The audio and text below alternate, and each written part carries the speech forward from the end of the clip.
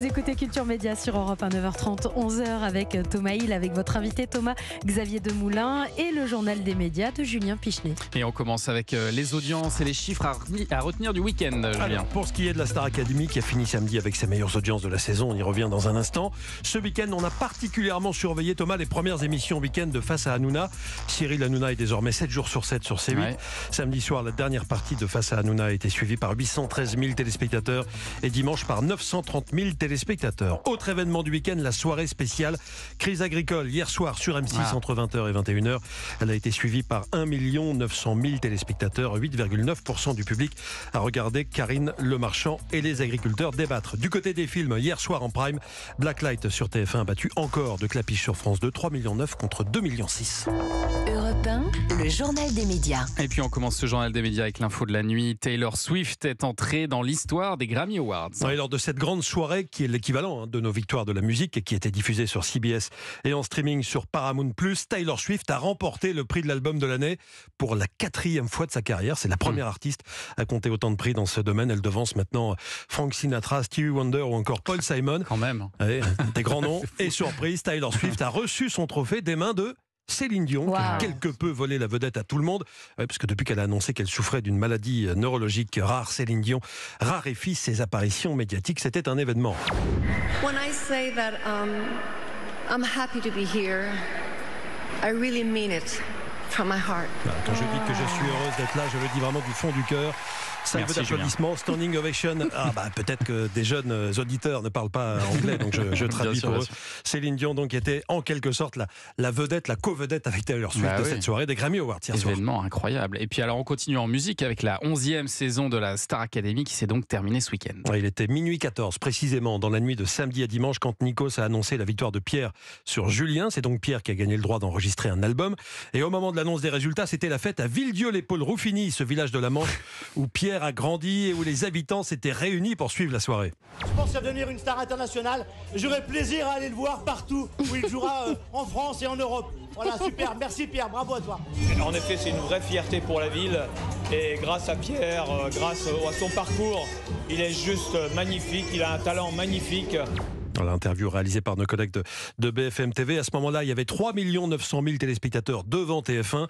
Et en première partie, l'audience de la Starac est montée à 4,3 millions. C'est tout simplement le meilleur score obtenu cette saison par le programme d'Endemol. On était samedi soir à plus de 40% de part d'audience sur la cible phare des ménagères de moins de 50 ans. Globalement, les résultats de cette 11e saison sont en légère baisse par rapport à l'année dernière. La première partie du samedi soir est en baisse de 500 000 téléspectateurs en moyenne. Et concernant l'émission quotidienne en pré-access, elle a réuni en moyenne 1,6 600 000 personnes chaque jour entre le 6 novembre et le 2 février. Ça fait 14,9% du public. Par rapport à l'an dernier, c'est 160 000 téléspectateurs de moins et 1,4 point de part d'audience. Sachant que la saison l'an dernier avait été beaucoup plus courte. Vous regardez, vous, la Star Academy, Xavier Demoulin, ou pas? C'est votre truc, ça? Non, je rentre sous ma douche, mais c'est vrai que je peux pas. Non, là, franchement, c'est un problème de temps. Hein, c'est un problème de temps. Ouais. D'intérêt un peu aussi, quand même. On l'avait compris, on l'avait légèrement. On l'avait. On est honnête. Dans ce journal des médias également, un acteur de la série américaine The White Lotus écarté pour des raisons politiques. Puisque dans le conflit russo-ukrainien, l'acteur russe d'origine serbe Milos Bikovic soutient la Russie. C'est ce que l'Ukraine vient de faire savoir en interpellant la chaîne HBO. Ça ne vous dérange pas de travailler avec une personne qui soutient le génocide et viole le droit international, avait déclaré il y a quelques jours le ministre ukrainien des Affaires étrangères. HBO n'a pas tardé à réagir. Comment ? En écartant l'acteur qui était prévu pour jouer dans la saison 3, dont le tournage doit commencer dans quelques jours.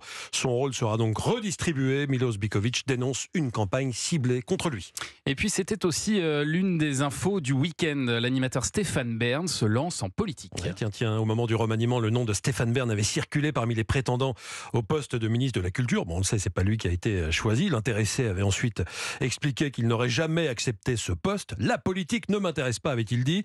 Mais ce week-end, en lisant l'Écho républicain, on a appris que l'animateur de France Télévisions et d'Europe 1 sera candidat aux élections municipales partielles de Thiron-Gardet. C'est une commune du Perche où il est installé depuis 3 ans et dont le maire vient de démissionner. Le scrutin aura lieu fin mars. On va suivre ça de très près. Thomas, Stéphane Bern dit qu'il voulait qu'il aimerait bien défendre le patrimoine de la commune et essayer de mettre sa notoriété au service de la collectivité.